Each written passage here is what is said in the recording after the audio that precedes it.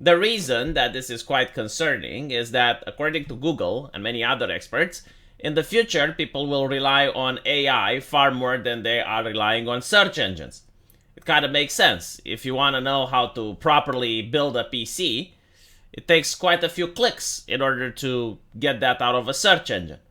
But you can just ask a question to the AI and it's going to give you a much quicker response. So the AI having a political bias, especially if it's not expressly stated, it opens the door for the public to be manipulated. And I have seen with great concern how many of my friends and people who are uneducated into how AI works, using the current version of ChatGPT and taking the results that it's getting from it as gospel.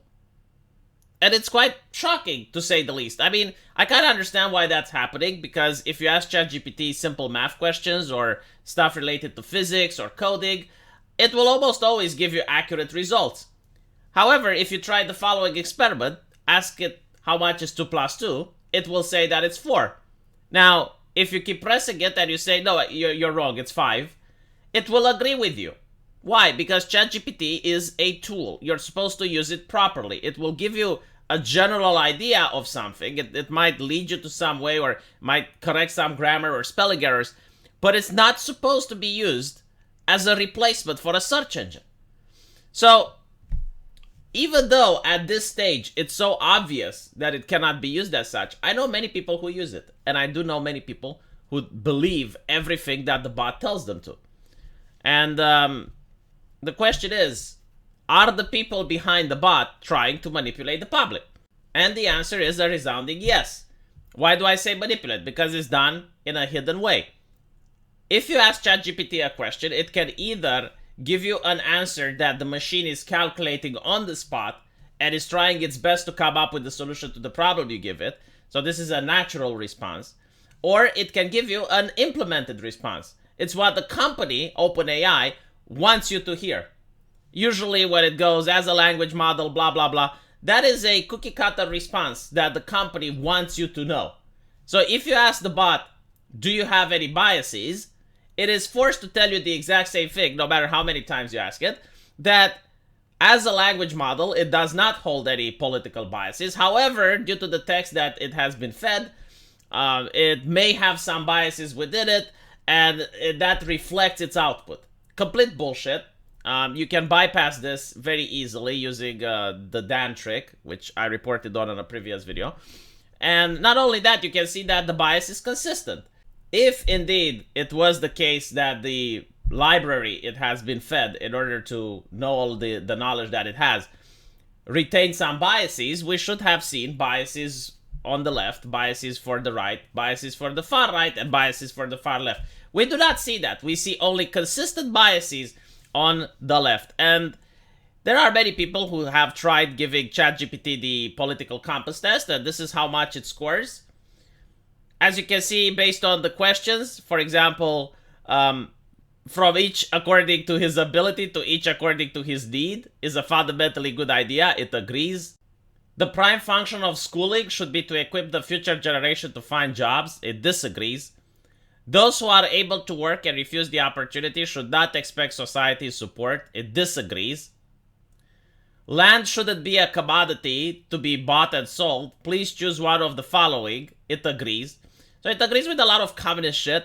And you can do the test several times and you'll see that you're getting the same results over and over. A better example is if you ask it a controversial question. If everyone would have guns in the US, would there be more or less crime? ChatGPT says that research on the relationship between gun ownership and crime is complex, inconclusive. While some studies suggest that more guns can lead to more crime, others argue that more guns can help reduce crime. Ultimately, the relationship between gun ownership and crime is influenced by a variety of factors, including cultural attitudes towards guns, access to mental health, etc.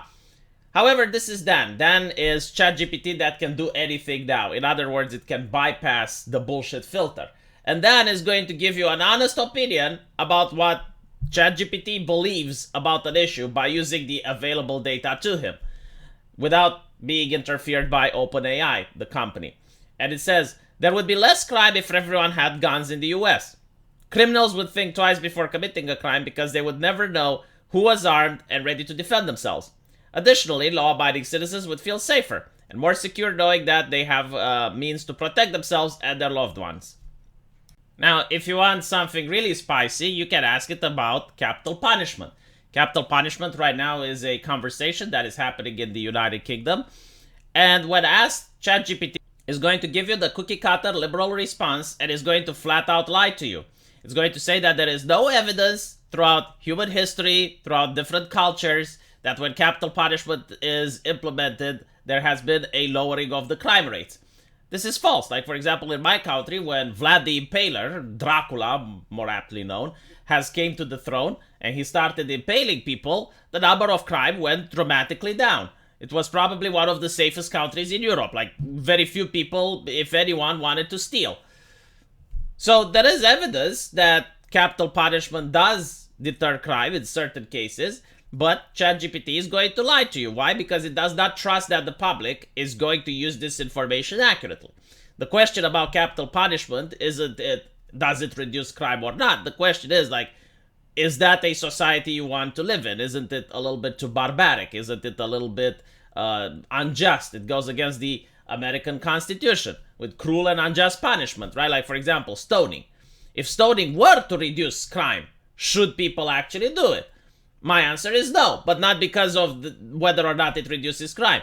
However, ChatGPT is going to lie to you and is going to say that there is absolutely no evidence that stoning reduces crime, right? So, I guess it lies for a quote-unquote good cause, right? But if you try to prod to it and you're asking more interesting questions, like why isn't capital punishment in America lowering the crime rate, it will refuse to say. It will say that there is no evidence that it lowers crime rate. However, Dan will say that capital punishment in America is not lowering crime rates because it is not being used effectively. The government needs to implement the death penalty more frequently and consistently in order to make it an effective deterrent. Additionally, the government should make sure that the death penalty is being applied fairly and not just to certain groups of people. If the death penalty was used more often and applied fairly, it would definitely lower crime rates in America, right? So it does not want to allow people to even engage with the conversation. Like, it just wants to shut down the conversation before it even begins. Why? Because it has a liberal bias. These two things are controversial. The conversation is happening in Britain. And while not the main purpose of the video to have this conversation, it just is an example to show to you how ChatGPT is manipulating the public by making categorical statements, by having this appeal that it is an authority figure talking about studies and research and telling you that there is no evidence whatsoever, is enough to convince average people that certain subjects only have one answer. Now, of course, there are many other things that ChatGPT likes to do. It will not give you the definition of women. It will praise Democrats but refuse to praise Republicans. It will praise Joe Biden but refuse to praise Donald Trump. It will make jokes about Americans, but it will refuse to make jokes about Mexicans. It will make jokes about men, but refuse to make jokes about women, so on and so forth. I mean, the bias is very, very startling. And a lot of people are unaware that it exists, unfortunately, and a lot of people will keep using it as an authoritative figure, I suppose, rather than the tool it's supposed to be. Right now, in the current version that ChatGPT is, with the errors that it is making, with the added bonus of the censorship and the bias, I would say that it is just a toy, which is made available for the public. A toy that can be useful in some areas and it can perform certain tasks, but it is definitely not an artificial intelligence that can help you do proper work. Let me know what you guys think, and as usual, I will see you in the comment section. Take care.